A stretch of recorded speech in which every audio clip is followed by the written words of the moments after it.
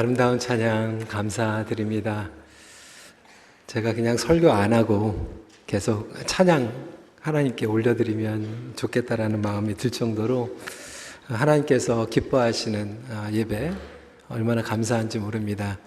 이번에 오페라 소녀원 성황리에 잘 마칠 수 있도록 인도해 주신 우리 하나님의 은혜에 감사 박수를 올려드리기 원합니다. 저희 큰빛교회 박재훈 목사님 일대 목사님으로 세워주시고 오페라 소녀원을 통하여서 우리 교회가 토론토 모든 교회를 또 섬길 수 있는 축복의 통로로 사용하여 주심을 또한 감사 올려드리기를 원합니다.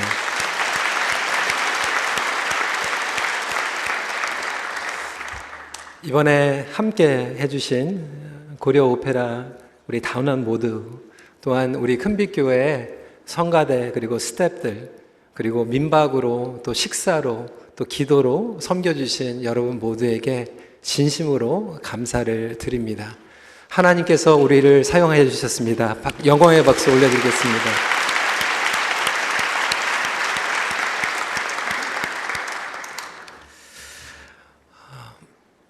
이제 진도로 나가겠습니다. 하나님의 믿음, 아브라함을 통한 모험 5번째 메시지입니다. 오늘은 제목이 의심의 극복입니다. 인간은 끊임없이 의심하는 연약한 존재입니다. 어제 믿음으로 승리를 하여도 오늘 의심으로 씨름하는 것이 영적 여정의 자연스러운 과정이기도 합니다. 그래서 의심이 반드시 나쁜 것은 아닙니다. 하나님께서는 의심도 사용하시기 때문에 그렇습니다. 우리는 의심이라고 하는 이 광야를 통과한 후에 건강한 믿음으로 거듭나게 됩니다. 의심을 허락지 않는 믿음은 사실 맹목적인 믿음입니다. 이것을 영어로 blind faith라고 이야기를 하기도 합니다. 여러분 한번 생각을 해보세요. 모든 인류가 지구가 정말 평평한 것인가 그 의심을 하지 않았다라고 한다면 저와 여러분들은 어떠한 세상에서 살아가고 있을까요?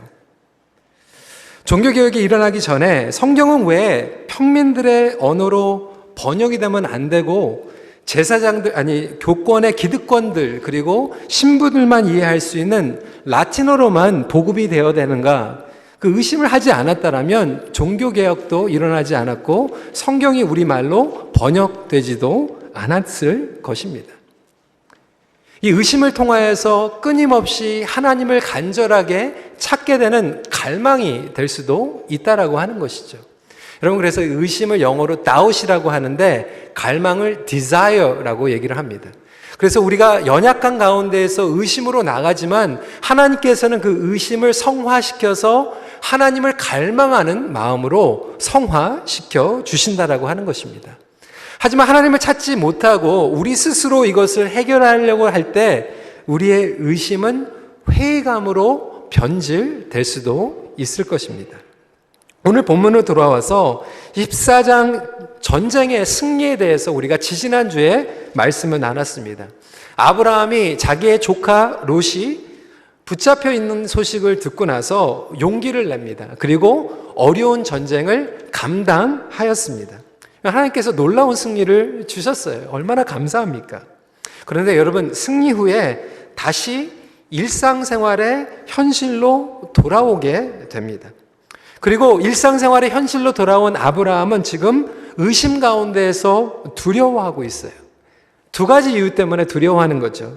첫 번째로는 내가 그전에는 전쟁에 승리했지만 그 시나일 땅의 그 왕들과 다른 왕들이 쳐들어와서 복수를 하면 어떻게 할 것인가라는 의심이 찾아오게 됩니다. 분명히 하나님께서는 나에게 자손을 주신다라고 약속하셨는데 여전히 나에게는 자손이 없는 현실을 보면서 또한 의심하게 됩니다. 여러분 저와 우리 삶 가운데에서도 마찬가지라고 하는 것이죠. 어제 우리가 영적인 승리를 하였다고 해서 오늘 우리가 자유스러운 것은 아닙니다. 그리고 우리에게는 이러한 의심이 끊임없이 찾아오게 된다라고 하는 거예요. 이제 지구가 둥글고 성경이 보급되는 그런 너무나도 귀하고 철학적인 것들 떠나서 우리의 삶 가운데 볼 때도 우리의 연약함을 바라보면서 의심이 찾아오게 되는 거예요. 제가 공부를 마치고 14년 전에 캐나다로 다시 돌아오면서 과연 내가 우리 교회에서 온전히 사역자로 잘 사역을 감당할 수 있을까? 3년 전에 이렇게 담임 목회로 또 전환하면서 과연 나 같은 사람이 성도들을 영적으로 책임질 수 있을 것인가? 저에게 그러한 의문이 그리고 의심이 찾아올 수도 있다라고 하는 거예요. 매주 정성 들여서 말씀을 공부하고 연구를 하고 기도하는 가운데서 설교를 하지만 말씀이 끝나고 나서 성도들의 삶을 보면서 똑같은 제자리 걸음인 것 같고, 그리고 또 화요일이 찾아오고 금요일이 찾아오고 토요일이 찾아오는 이 반복되는 목회 가운데에서 과연 내가 매주 이렇게 설교를 하는 사역이, 목회를 하는 사역이 성도들의 믿음의 성장과 성숙을 가져다 주는 것일까라는 그런 질문을 할 때가 있지 않겠습니까? 우리 부모님들도 마찬가지예요. 우리 자녀들에게 최선을 다해서 주는 것 같은데 우리 자녀들이 아직도 철부지이고 아직 하나님을 온전히 알지 못하는 것 같을 때 과연 내 희생이 헛된 것이 아닐까라는 그러한 질문을 할 때가 있다라고 하는 거예요. 우리 고려 오페라단에서 헌신을 해가지고 그 귀한 시간을 내가지고 많은 교수님들이 오셨어요.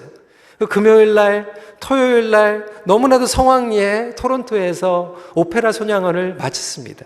하지만 이분들은 또 내일 플라이해서 밴쿠버에서 과연 이 밴쿠버의 오페라가 제대로 이루어질 수 있을 것인가 질문할 수밖에 없다라고 하는 거죠. 우리 권사님들이 화요일부터 주일까지 점심 저녁으로 식사를 준비를 하고 뒷바라짐을 해가지고 어저께 끝났지만 우리 권사님들은 또 다음 달에 부활절 준비하셔야 됩니다. 목자들도 마찬가지예요. 우리가 어제 승리를 했지만 오늘 현실로 돌아갔을 때 우리에게 동일하게 찾아오는 이 질문과 의심과 이런 스트러글 가운데에서 우리는 과연 어떻게 나아가야 될 것인가? 하나님을 바라보면 우리의 의심이 하나님을 갈망으로 나아갈 수 있겠지만 끊임없이 사단은 그 의심으로 하여금 회의감에 빠져들게 만들 수 있다라고 하는 것이죠. 그래서 오늘 아브라함은 의심 가운데 있는 거예요. 힘들어하고 있는 거예요. 어제 영적인 승리를 했지만 여전히 자기 현실을 봤을 때는 제자리로 돌아간 것 같은 그 질문 가운데 있습니다. 그렇다면 여러분 어떻게 의심을 극복하여 굳건한 믿음으로 나아갈 수가 있을까요? 첫 번째로 의심의 원인을 깨달아야 합니다. 여러분 의심에도 근본적인 원인이 있어요. 그 근본적인 원인은 사실상 너무나도 진리적인 간단한 것입니다. 하나님을 온전히 알지 못할 때 의심의 원인이 시작된 것이죠. 사단이 제일 잘 사용하는 불변하는 법칙이 있습니다. 수법입니다. 그것은 무엇이냐면 하나님은 과연 선하신가? 라고 하는 의심입니다. 욥기를 가도 마찬가지고 창세기에서도 마찬가지예요. 하나님은 과연 선하신 분인가예요. 하나님께서는 우리를 사랑하시고 우리를 향하신 선하신 뜻을 가지고 있는데도 불구하고 인생에 어려움이 찾아오고 우리의 현실을 보면 우리는 항상 사단이 던져주는 질문을 하게 됩니다. 과연 하나님은 나의 삶 가운데서 선하게 역사할 수 있을 것인가? 여러분 선악과 사건도 마찬가지예요. 하나님께서 베스트를 주셨어요. 에덴 동산에 아담에게 여자에게 정말로 가장 귀한 것들을 주셨고 최선의 것을 주었는데도 불구하고 그 선악과 하나만은 남겨두셨어요. 그 선악과가 별개가 아니라 하나님은 하나님이시고 인간은 창조물이라고 하는 것을 깨닫게 하는 바운더리였어요. 근데 사단은 그것을 가지고 트위스트하죠. 왜곡하죠. 하나님께서 선하지 않기 때문에 너 못 먹게 하는 거야. 너 그거 먹게 되면 하나님같이 될 것 같으니까 하면서 인간에게 하나님의 선하신 뜻을 질문하게 만들고 의심하게 만듭니다. 하나님의 선하신 뜻을 의심할 때 우리의 삶 가운데서는 다른 모든 것들이 의심같이 물밀듯이 찾아오게 된다라고 하는 거예요. 여러분 하나님의 선하심의 뜻은 반드시 이루어지를 믿으시길 바라십니다. 그럼에도 불구하고 우리는 아직도 그것이 나의 한계와 나의 실패, 나의 연약함에 따라서 좌우된다라고 생각하고 있어요. 하나님의 역사하심이 과연 나의 믿음과 나의 의로서 좌지우지되는 것일까요? 내가 부족하면 하나님도 부족해지고 내가 잘하면 하나님께서도 더 엑스트라로 일하시는 하나님이십니까? 여러분 하나님은 그러한 하나님이 아니시라고 하는 거예요. 얼마 전에 LA에서 온 한 자매가 저희 EM에서 간증을 했습니다. 너무나도 귀한 간증이었어요. 이 자매의 간증은 미국에서 너무나도 성공적으로 화려한 비즈니스를 시작을 했고 정말 멀티 빌리언 비즈니스가 됐어요. 연예인들도 와서 같이 친구가 되고, 그런데 어느 날 불경기가 찾아와가지고 마켓 크러쉬가 일어나고 그 사업 모든 것들이 무너졌어요. 기도를 하고 회개를 하는 가운데서 하나님께서 자녀들을 치유하여 주시고 어루만져 주시고 제2기의 사역을 허락하여 주셔서 아름다운 비즈니스가 다시 한번 번창되게 되었다라고 하는 그러한 간증이었습니다. 그 간증을 통해서도 은혜를 받았지만 한 가지 제 마음 가운데 딱 걸리는 게 하나가 있었어요. 그 자매가 간증을 하는데 이런 간증이었어요. 처음에 하나님 앞에 11조를 했는데 솔직히 망하고 나서 생각을 해보니까 11조를 100% 드린 게 아니라 90%, 80%밖에 안 드렸다라는 거예요. 떼어먹은 게 있다라고 하는 거예요. 그래서 그 11조를 10%, 20%를 떼어먹다 보니까 하나님께서 그것을 괘씸하게 생각하셔가지고 자기 비즈니스를 망하게 하셨다라는 생각이 들어가지고 회개했다라고 하는 거예요. 물론 회개하는 것은 너무나도 중요하지만 그 간증을 들으면서 제 마음 가운데 좀 걸리는 게 있었어요. 과연 하나님은 그러한 하나님이실까요? 혹시 여러분들 11조 10% 떼어먹은 거 있으면은 여러분 비즈니스가 막 망하고 교통사고 나고 뭐 그런 하나님이십니까? 그럼에도 불구하고 우리는 아직도 무속종교의 그러한 영향 가운데에서 하나님을 선하신 하나님으로 생각하지 않고 하나님을 성경적인 하나님으로 바라보지 않으면서 우리 임의로 왜곡하고 오해한 하나님을 섬기다 보니까 그러한 오해된 하나님 가운데서 사단은 끊임없이 우리에게 하나님의 선하심을 의심케 만들고 있다라고 하는 것이죠. 상황을 보고 나의 부족함을 보고 내가 연약한 것을 보다 보니까 그래 우리는 안 되는 거예요. 우리 교회는 부흥할 수 없어. 우리 가정은 잘 될 수가 없어. 나는 하나님의 자녀로서 온전히 살아갈 수 없어라고 하는 의심에 빠져들게 된다라고 하는 것입니다. 목회를 하면서도 마찬가지예요. 그래 내가 이렇게밖에 안 되니까 성도들이 성장하지 않는 거예요. 여러분, 성도들이 성장하는 것은요, 저 때문에 성장하는 게 아니에요. 하나님의 은혜로 교회가 성장할 줄 믿으시기 바랍니다. 여러분의 자녀들도 마찬가지예요. 여러분들이 잘났기 때문에, 여러분들이 잘했기 때문에, 여러분들이 훌륭하기 때문에 자녀들이 훌륭하게 자라는 것이 아니라 하나님의 은혜로, 하나님의 주권 가운데서 여러분들의 자녀가 있음을 믿어야만 합니다.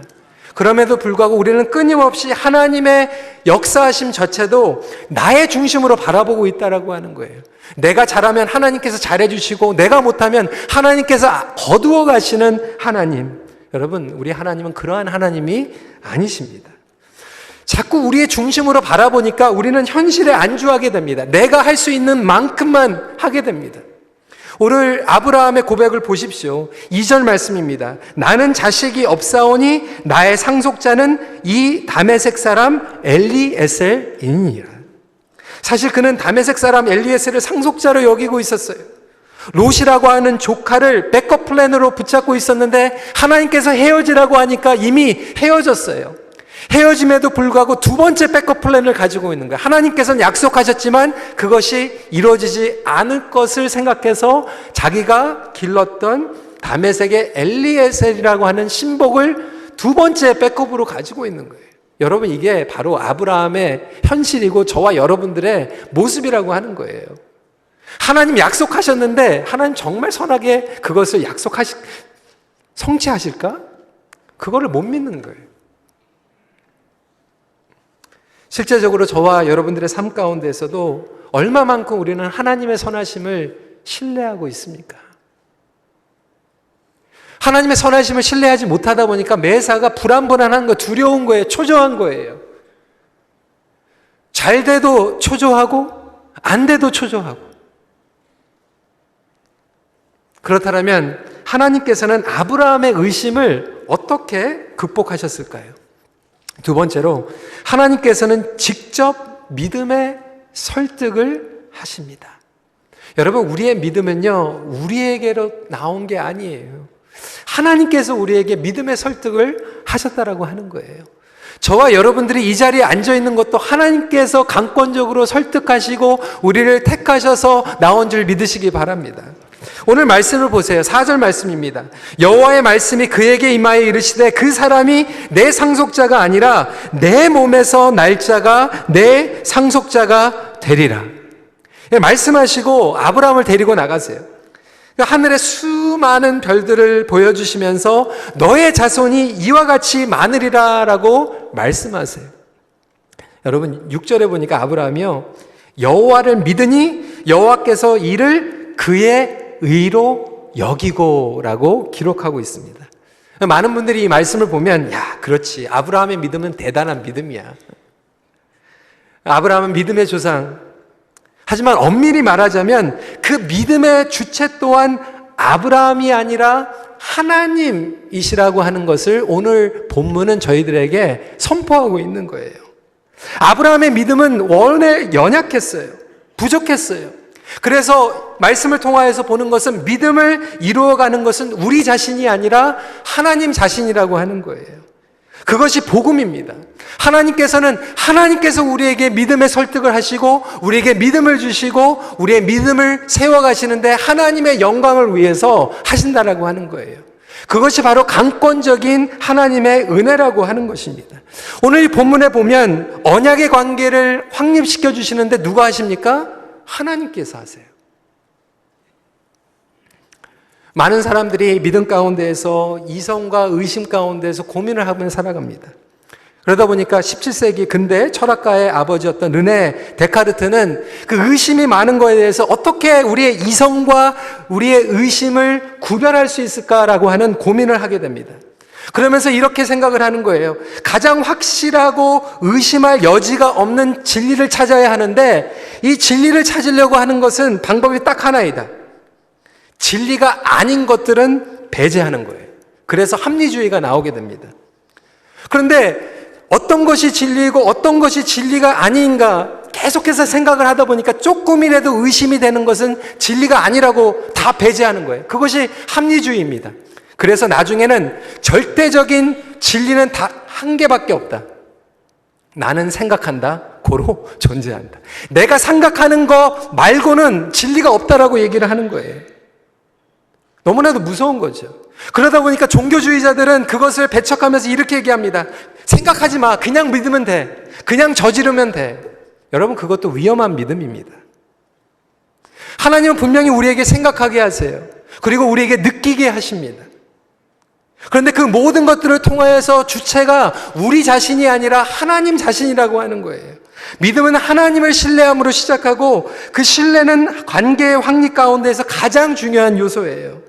그런데 신뢰란 우리의 인간의 힘 스스로 할 수 있는 것이 아니라 하나님께서 성령의 감동을 주셔서 믿음의 여정이 시작된다라고 하는 거예요.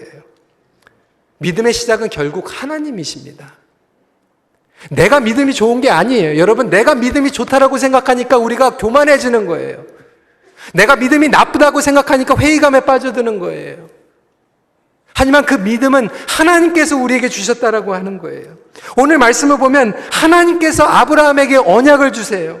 누구를 위해서? 우리를 위해서? 아니에요. 하나님을 위해서. 우리 9절 말씀 함께 읽도록 하겠습니다. 시작. 나를 위하여 3년 된 암소와 3년 된 암염소와 3년 된 숫양과 산비둘기와 집비둘기 새끼를 가져올지니라. 여기에서 어디에 포커스를 둬야 됩니까? 나를 위하여. 누구? 하나님을 위하여. 하나님을 위하여서 우리에게 믿음을 주시고 하나님을 향한 믿음을 살게 하시는데 하나님께서 그 언약을 주시고 그 사이로 홀로 지나가세요. 17절 말씀입니다. 해가 져서 어두울 때 연기나는 화로가 보이며 타는 횃불이 쪼갠 고기 사이로 지나더라. 사랑하는 성도 여러분, 이것이 바로 기독교와 다른 종교의 차이점이에요. 하나님께서는 하나님을 위해서 언약을 주시고 우리에게 확립시켜 나가시는 거예요. 다른 종교들은 우리 보러 믿음을 더 많이 가져야 된다라고 얘기해요. 그런데 기독교는 그 믿음조차도 하나님께서 우리에게 주시고 하나님을 향하여 살아가게 하신다라고 하는 거예요. 그래서 하나님에 의한 하나님을 향한 믿음인 줄 믿으시기 바랍니다. 근데 많은 성도들이 이것을 오해하다 보니까 내가 믿음이 좋아가지고 나오는 자를, 내가 믿음이 좋아가지고 선교하고 내가 믿음이 좋아가지고 섬기고 하나님을 믿어드린다라고 생각하는 성도들이 너무나도 많아요. 여러분, 목사 위해서 믿는 거 아니에요. 목자들 위해서 믿는 것도 아니고 누구 잘 되라고 믿는 거 아니에요. 우리의 온전한 믿음은 하나님께서 주신 그리고 하나님을 향한 믿음이라고 하는 거예요. 하나님은 내가 믿어주는 대상이 아니에요. 그런데 이것을 오해하다 보니까 나의 믿음이 자꾸 자랑이 되고 의로 변질이 되는 거예요. 내가 믿음으로 이렇게 섬겼는데 어떻게 하나님 저에게 이렇게 하실 수가 있습니까? 하나님을 원망하게 되죠. 교만하게 되죠. 이 대목을 한국의 박영선 목사님은 하나님의 열심이라고 하는 책에서 이렇게 설명하고 있어요. 그의 생명을 주장하사 발걸음을 지도하시고 인도하셔서 그에게 납득시킨 하나님의 설득 작업의 결과입니다. 박영선 목사님은 이 대목을 이렇게 설명하고 있는 거예요. 아브라함의 믿음이 좋아서가 아니라 하나님께서 강권적으로 그를 택하시고 설득하셔서 아브라함이 설득을 당한 거예요. 바로 저와 여러분들도 이 자리에 있어서 하나님을 예배하는 것이 하나님의 강권적인 성령의 역사 가운데 있은 줄 믿으시기 바랍니다. 성령님께서 인도하시는 거예요.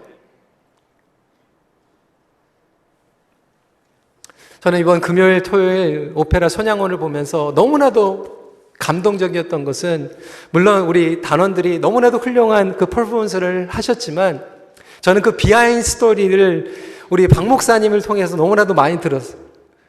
우리 목사님께서 렉스데일 그 건물에 있을 때보다 11년 전부터 하나님께서 그 마음을 주셨어요. 이 손양원 목사님에 대한 이 오페라를 쓰시는 것을. 근데 목사님께서 암에 걸리시고 몸이 너무나도 연약한 가운데서 제가 지금도 기억이 나요. 11년 전에. 새벽 기도회 예배가 끝나고 나서 목사님께서 그렇게 고백하시는 거예요. 난 도저히 안 됩니다라고 하나님께 기도했는데 하나님께서 그 마음을 주시더라는 거예요. 어떻게 보면 우리 박재훈 목사님 하나님께 설득을 당하신 거예요. 내가 힘줄게. 내가 써줄게. 내가 붙여줄게. 여러분, 우리 큰빛교회가 참 너무나도 감사하지만 참 우리 성도들을 보면서 이렇게 섬기를 보면서 사실상 우리 성도님들이 성령님께서 설득하신 거예요. 하나님의 영광을 위해서 바쁜 시간을 내서 우리가 헌신을 하고 이곳 캐나다 땅까지 오고 우리가 주일날 그리고 목장을 위해서 우리가 섬기는 것이 우리가 잘나서가 아니고 하나님의 일은 내가 잘했기 때문에 이루어지고 내가 못하기 때문에 덜 이루어지는 것이 아니라 하나님께서 온전하게 이루시는 일들을 우리를 설득하시고 우리를 축복하여 주셔서 하나님의 역사의 한 일부가 될 수 있도록 우리를 초청해 주신 역사인 줄 믿으시기 바랍니다. 그것이 하나님의 은혜예요. 여러분, 선교적인 삶도 마찬가지 아닙니까? 우리의 힘과 의지로 하는 게 아니에요. 내 힘으로 하려고 하다 보니까 선교를 했는데 전도를 했는데 회의감에 빠질 때가 많아요. 내가 그렇게 했는데 선교지는 아직도 엉망인 것 같고 내가 그렇게 헌신을 했는데 선교사님들의 사역을 보면 별 볼 일 없는 것 같고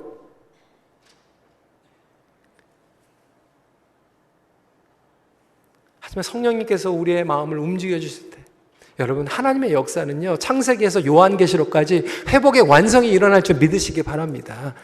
하나님은 하십니다. 하나님께서는 이루십니다. 하나님께서는 선하시고 하나님께서 약속은 성취될 줄 믿으시기 바랍니다. 그 가운데 우리는 동참하는 것뿐이에요. 마지막 포인트입니다. 우리가 순종할 때 하나님께서는 의심을 깊은 믿음으로 성화시켜 주세요. 믿음을 주시는 분도 하나님이라고 한다면 우리는 할 것이 없지 않겠습니까? 라고 말씀하실 수 있지만 여러분, 그렇지 않습니다. 하나님께서 우리에게 믿음을 주시지만 그 믿음을 우리가 깊은 믿음으로 경험하길 원하세요. 아까 말씀드린 것 같이 우리가 의심하지만 의심 가운데서 순종을 하고 한 발자국 나가면 그 의심이 deep faith가 돼요. 깊은 신앙이 됩니다. 그런데 그것을 반응하지 않고 있으면 그 의심이 회의감으로 빠져들게 된다고 했죠. 여러분, 믿음은 과정입니다. 믿음은 끊임없이 성장해야 돼요. 믿음엔 장사가 없어요. 성경에 봐도 다윗도 마찬가지고 베드로도 마찬가지고 어제 믿음의 승리를 했지만 오늘 순종하지 못하면 그들은 그 함정에 빠질 수밖에 없다라고 하는 거예요. 저와 여러분들도 마찬가지예요. 어제 믿었다고 오늘 멈추는 경우에는 믿음의 회의감에 빠질 수밖에 없습니다. 그렇다면 나는 오늘 어떻게 반응하는가? 말씀과 현실에 거리감이 있다라고 말씀을 드렸어요.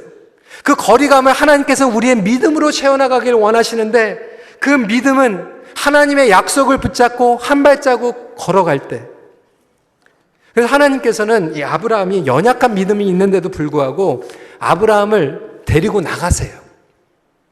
보여주세요. 5절 말씀 같이 읽도록 하겠습니다. 시작. 그를 이끌고 밖으로 나가 이르시되 하늘을 우러러 뭇별을 셀 수 있나 보라. 또 그에게 이르시되 내 자손이 이와 같으리라. 하나님께서 보여주시는데 그 보여주시는 대로 아브라함이 믿어요. 이 대목을 아브라함이 여호와를 믿으니 여호와께서 이를 그의 의로 여기시로라고 말씀하시는데, 그게 믿음의 완성은 아니었어요. 믿음의 시작이었어요. 이것을 신학 영어로 칭의라고 얘기를 합니다.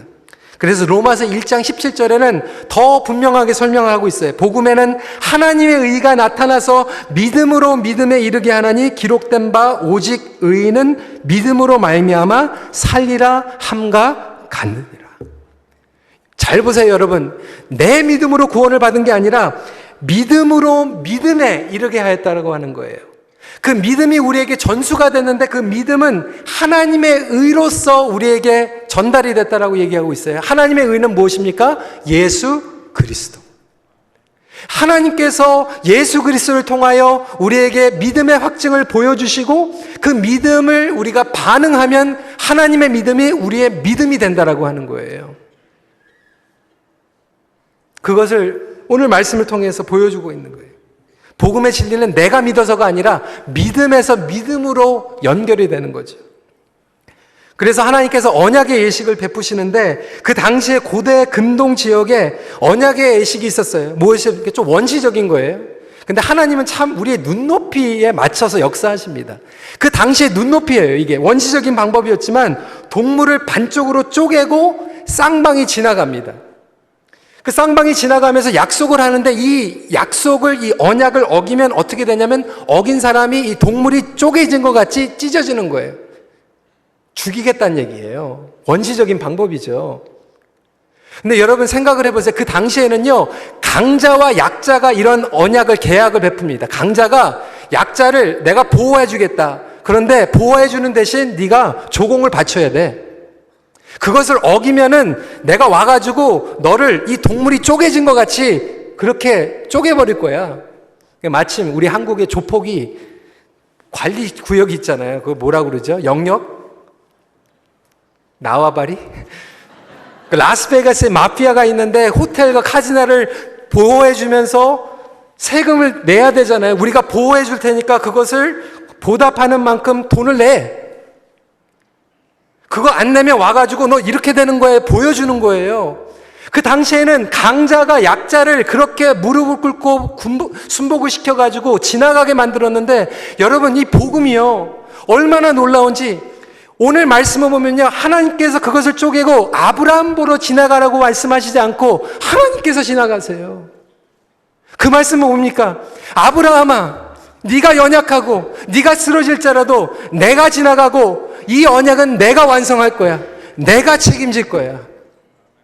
여러분, 그래서 그것을 확증시키기 위해서 2000년 전에 오셔서 예수 그리스도께서 십자가에서 반으로 쪼개지신 거예요.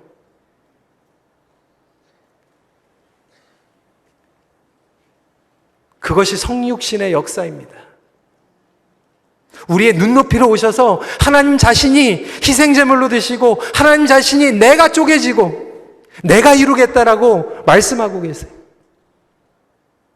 우리가 연약하고 리미테이션이 있고 쓰러질 수밖에 없지만 그때마다 우리에게 하나님께서 말씀하시는 것은 너 스스로 할 수 없지만 예수 그리스도를 바라봐. 내가 찢겨졌어. 내가 이룰 거야. 너를 책임질 거야.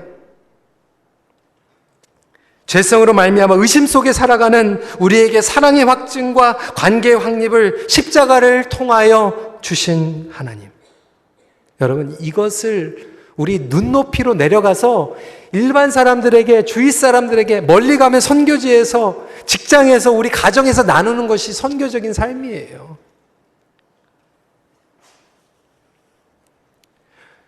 하나님께서는 아브라함에게 너 왜 그 연약한 믿음밖에 안 돼라고 꾸짖으시고 컨뎀네이션 정죄하신 게 아니라 하나님께서는 아브라함을 데리고 가서 보여주세요. 감각을 사용하세요. 만지게 하세요. 동물들을 통해서. 그림자를 보게 하세요. 횃불이 지나가는 걸 보게 하세요. 여러분, 하나님께서 한 발자국 인도하실 때 그 한 발자국 같이 가면 우리의 믿음이 더 깊어지는 거예요.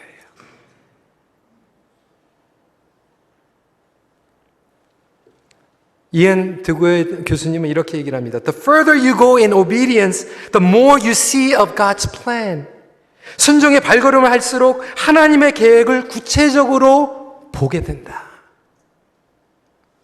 제가 제 아내와 20년 전에 결혼하고 이제 LA로 유학을 가면서 의심이 많았어요. 학비도 없는데 괜히 가가지고 1년 공부하다가 다시 돌아오면 웬 창피인가. 그런 의심이 있지만 그냥 한 발자국 갔더니 한 발자국 간 만큼 하나님께서 또 역사하셔.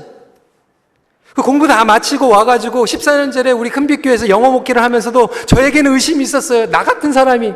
나는 부족한 게 너무나도 많은데 이 친구들이 3년 동안 목회자를 기다렸다고 하는데 이 사람들의 필요를 내가 충족시킬 수 있을 것인가.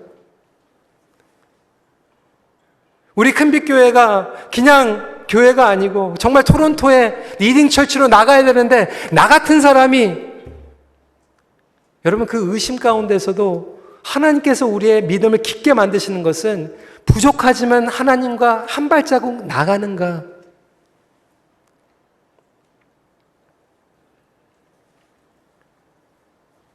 이번에 손양원 오페라를 보면서도 처음에 걱정이 많이 됐죠. 여러분 이게 큰 행사였어요. 이거 괜히 다른 교회들이 안 도와주면 어떻게 되는 것인가? 예산이 16만 불인데 이게 안 채워지면 어떻게 되는 것인가?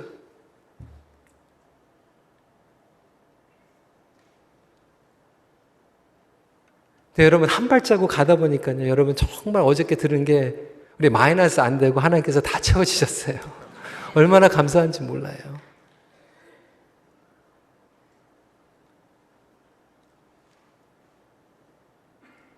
하나님께서 한 발자국 한 발자국 나갈 때 아브라함은 정말 그 그릇이 조그매가지고 소심해가지고 내가 나에게 자식을 주는 겁니까? 안 주십니까? 이거 가지고 고민했는데 하나님께서는 더 큰 계획을 보여주시고 구속의 역사를 보여주시고 본인이 언약을 만드시고 예수 그리스도의 예표를 보여주시는 거예요. 우리가 every week 매주 조그만 거 가지고 막 고민하고 씨름한 것 같고 의심 있는 것 같지만 한 발자국 한 발자국 나갔더니 하나님께서 우리에게 보여주신 것은 그것을 보여주신 것은 끝나는 것이 아니라 더 큰 하나님의 구원의 계획을 이루실 줄 믿으시기 바랍니다. 우리가 깨닫는 게 그거예요. 그래, 내가 오늘 설교를 잘했든 못했든지 그게 아니라 하나님께서는 그것을 보시는 게 아니라 우리 큰빛교회를 통해서 더 큰 것을 보고 계시는구나. 내 목장에서 매주 이게 전쟁이 일어나는 것 같지만 하나님께서 보시는 것은 그 every week의 그 스트러글을 보시는 것이 아니라 너무나도 더 큰 계획을 보고 바라보시고 계시는구나.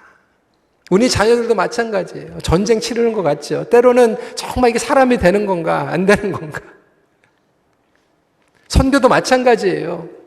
여전히 선교지에서는 문제가 있고 사람들이 힘들어하고 하지만 우리가 다시 한번 믿음의 발걸음을 갈 수 있는 것은 우리가 보는 것보다 하나님께서 계획하신 그리고 이루실 더 큰 계획이 있는 것을 바라보며 한 발자국 나아가는 것 뿐입니다.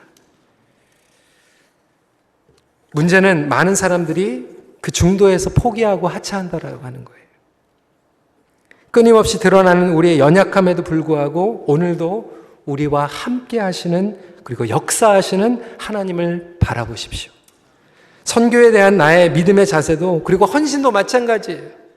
회의감에 빠지는 것이 아니라 열방을 회복하신다라고 약속하신 구체적인 하나님의 역사하심을 갈망하며 나아가십시오.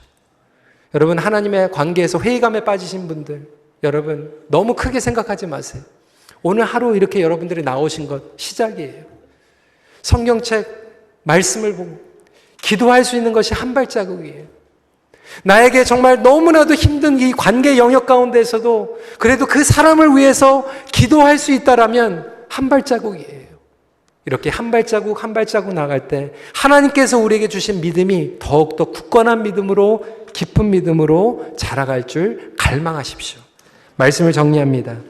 연약한 믿음 가운데서도 설득하시고 인도하시는 하나님께 한 걸음씩 나아가십시오.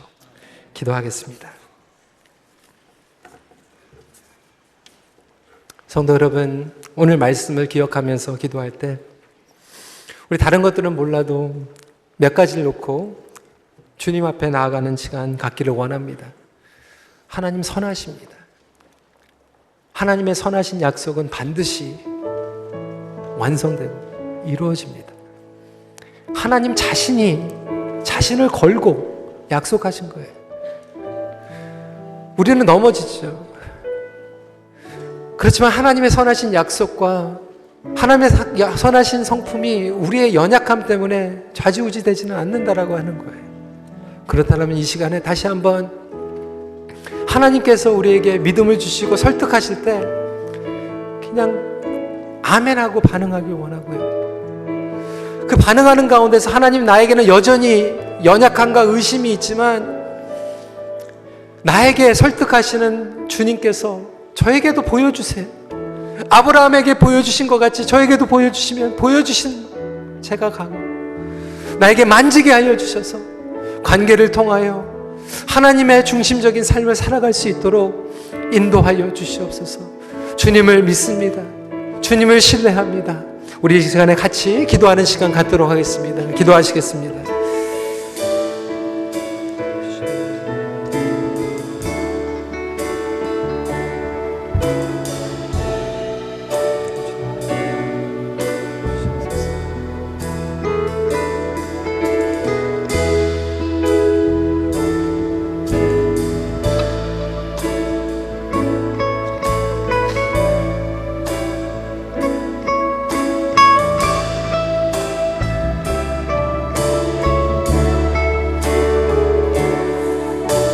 이 시간에 내 마음의 주를 향한 사랑으로 우리를 변화시켜 주시옵소서라는 기도로 함께 찬양하도록 하겠습니다.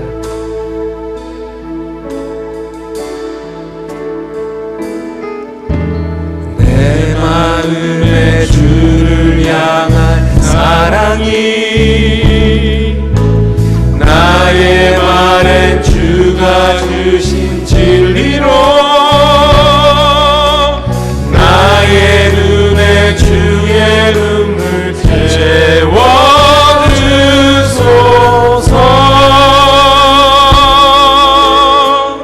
내 입술엔 찬양의 향기가 내 입술에 찬양의 향기가 두 손에는 주를 닮은 섬김이 나의 삶에 주의 흔적 남게 하소서. 아멘. 하나님의 사랑이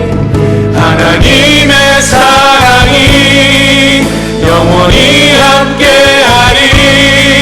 십자가의 길을 걷는 자에게 순교자의 삶을 사는 이에게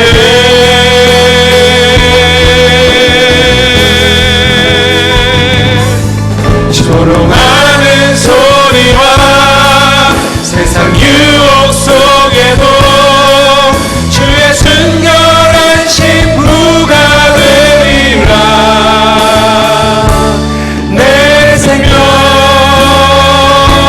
주님께 드리리. 다시 한번 고백합니다. 하나님의 사랑이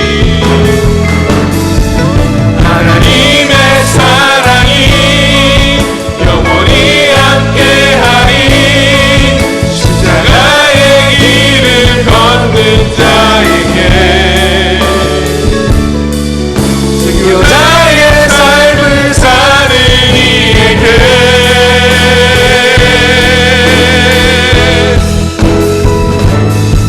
조롱하는 소리와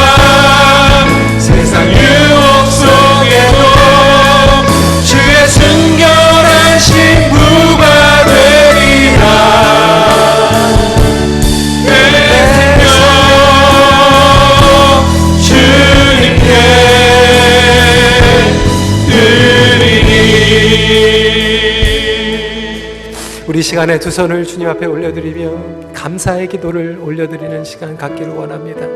하나님, 내가 여기까지 온 것도 주님께서 강권적으로 나를 설득해 주시고 나를 인도해 주심을 믿습니다.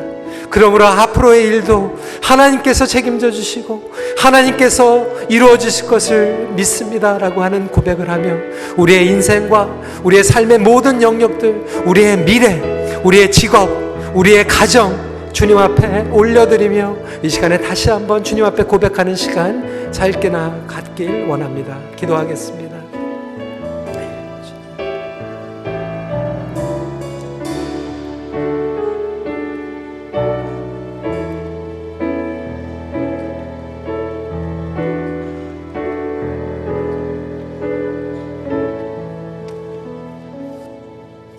우리를 택하여 주신 강권적인 은혜를 찬양하며 감사를 드립니다. 아버지 하나님, 아브라함이 어제 승리하고 오늘 또한 의심 가운데 두려워했던 것 같이 저의 모습이 바로 그렇습니다.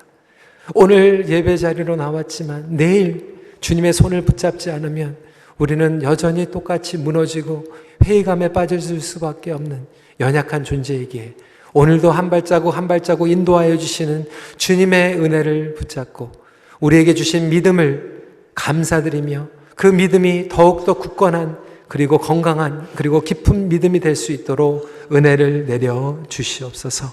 예수님 이름으로 기도드리옵나이다. 아멘.